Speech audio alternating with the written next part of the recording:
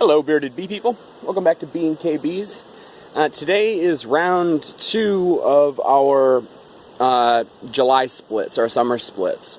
So our brood builder yards throughout May and June, we are taking from them all the time. We're shaking bees and we're taking brood frames, we're making nukes, we're making mating nukes, we're making cell builders, we're doing all types of stuff with these hives.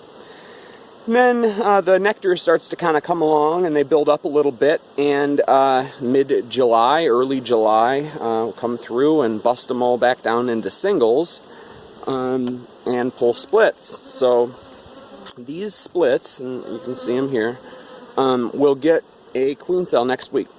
So I'm pulling them now. I want to give them 4 or 5 days to draw the cells that they will draw, and then I'm going to come through and pull each of those and then give them cells of my choosing, and they'll be good. So they'll start laying eggs in late July or early August, and have August and September to build up into heavy densely populated singles. And so the same is true for the remaining hives, the parent hives that I'm leaving here. These are queen right, and I'm busting them down to about 6 or 7 frames with a feeder. So they have a couple frames to build up into and a bunch of work to do over the course of this next month or so. And then they'll start to get heavy. That goldenrod will start to flow, and these boxes will start to get heavy. So the goal being 80 to 100 pounds of honey in each one, and about as densely populated as you have ever seen a box. So that's my recipe for overwintering single success. So it's July 9th, I believe, and we are out pulling splits. And so let's go through this colony. This one looks like it's pretty well populated. We'll see, you know.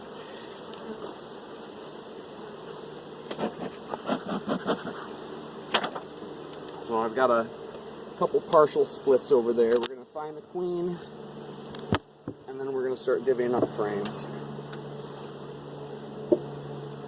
These bees are so gentle in this yard. I just really like it. I like this yard quite a lot.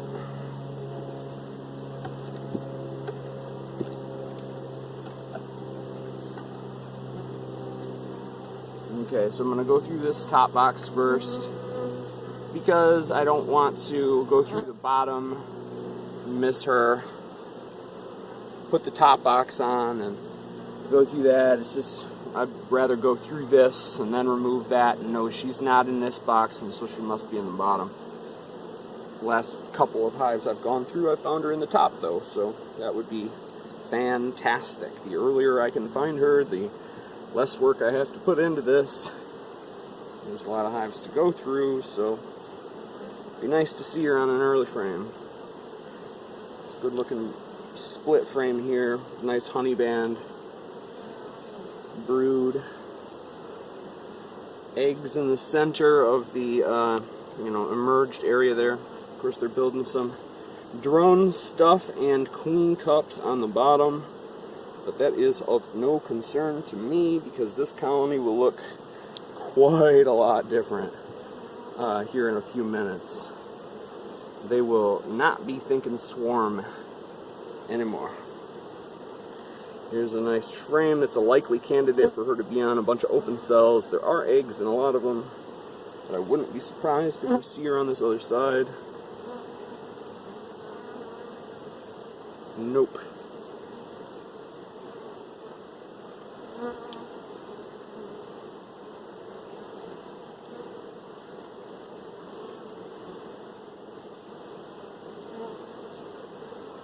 It's another likely candidate of a frame to see her on. Lots of open cells.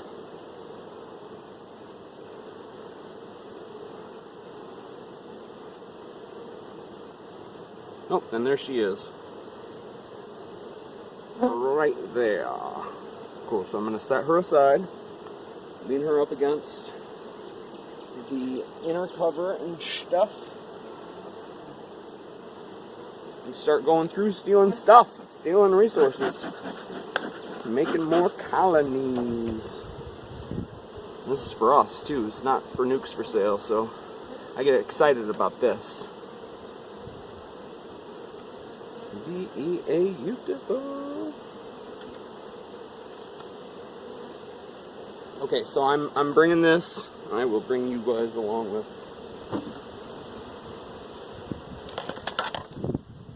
Bringing this over to here.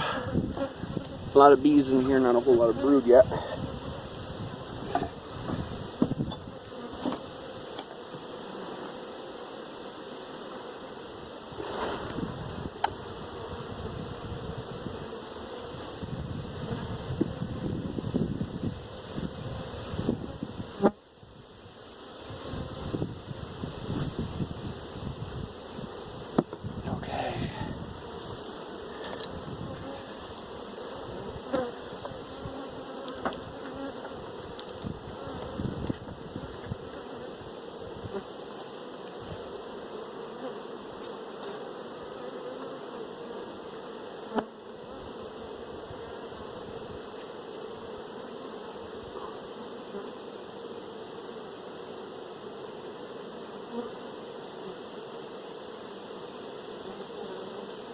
I'm taking everything from this top box, even though this isn't a great looking brood frame.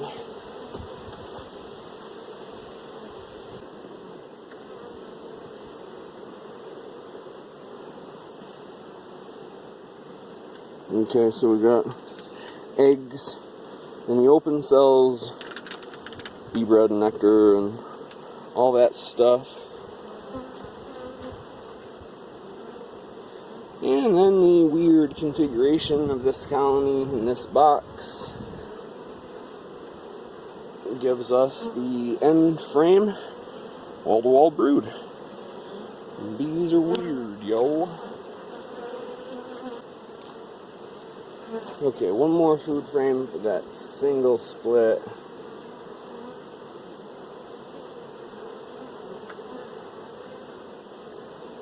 Alright, this will work. There's a lot of eggs in it, but it's got something. Okay, so this is how it looks right now. There are 5 or 6 brood frames in there. 1.5 or 2 food frames, depending on how you want to count it.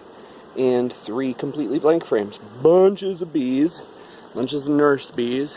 And so, like I said, I'll give them 5 or so days, and then I'll come through and pull their queen cells that they've made and give them some big old queen cells that I worked on. So they will start laying eggs if everything goes as planned throughout that process in very, very late July or early August. So in time before the winter bee kind of preparation. So hopefully this will have a hardy brood nest and a hardy population by the end of September. You know, these young queens born after the summer solstice, they only know buildup. So they're going to lay tons of eggs. They didn't experience this spring buildup a few months ago, knowing that that means this is the chill down time. So they will continue to lay larger brood nests than is evident in the hives that did experience the spring buildup a couple months ago. So these, like I said, they'll be very, very populated with bees, and I will feed them to the point where you just really honestly can't pick them up, and that'll be good. I'll feel good about them going into winter. But we are not done yet, ladies and gentlemen. Let's continue pulling stuff from this.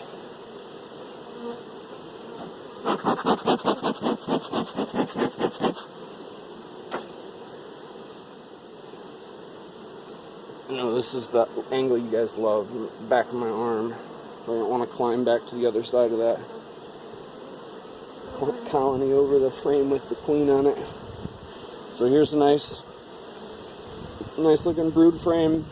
And I'm going to bring it over to one of these. I think that this only has a food frame in it right now.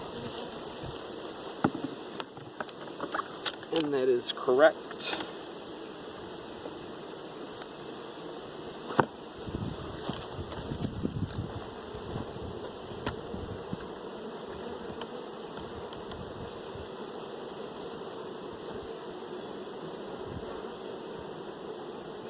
Okay, food and kind of still being worked on. I'm going to set this off to the side.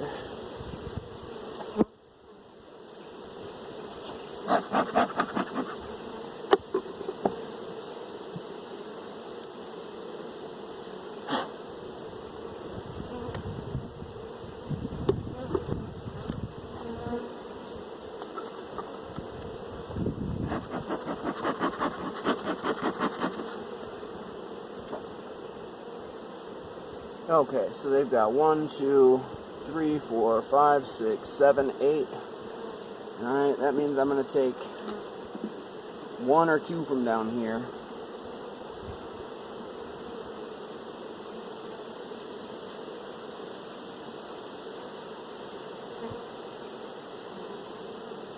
Probably 1. So now I see that this one is only single-sided. Man, this bee really wants to sting me. Chill out.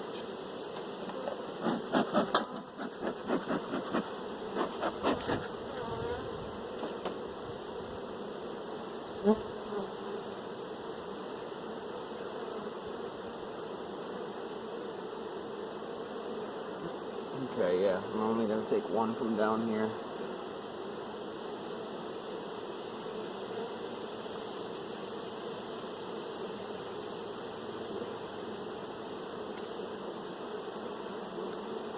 Sure, it might not take any. These frames are only partially drawn and don't contain a crazy amount of brood so far.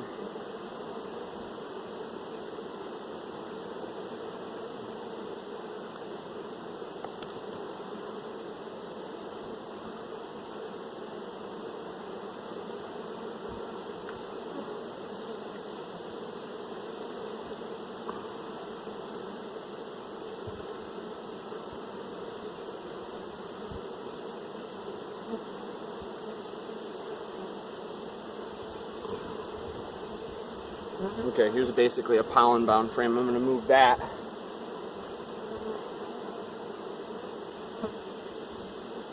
Okay, here's the frame with the queen on it. Putting her back.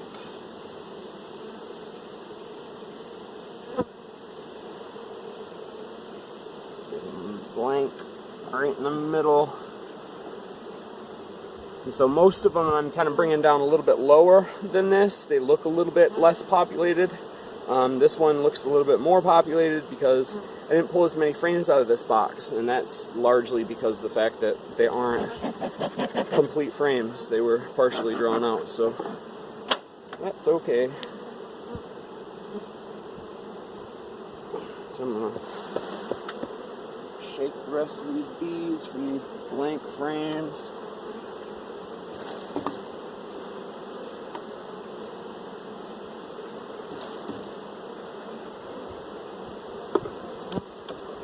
From the top box.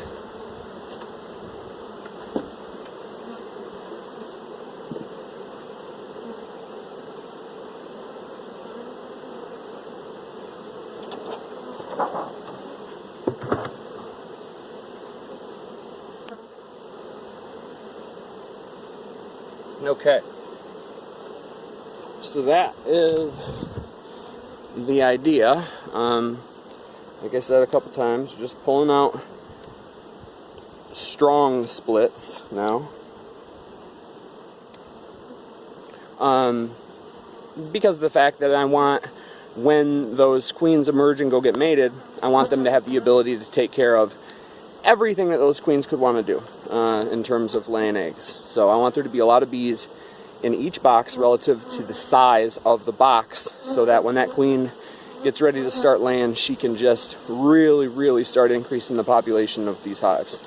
So they all have lots of bees and lots of brood.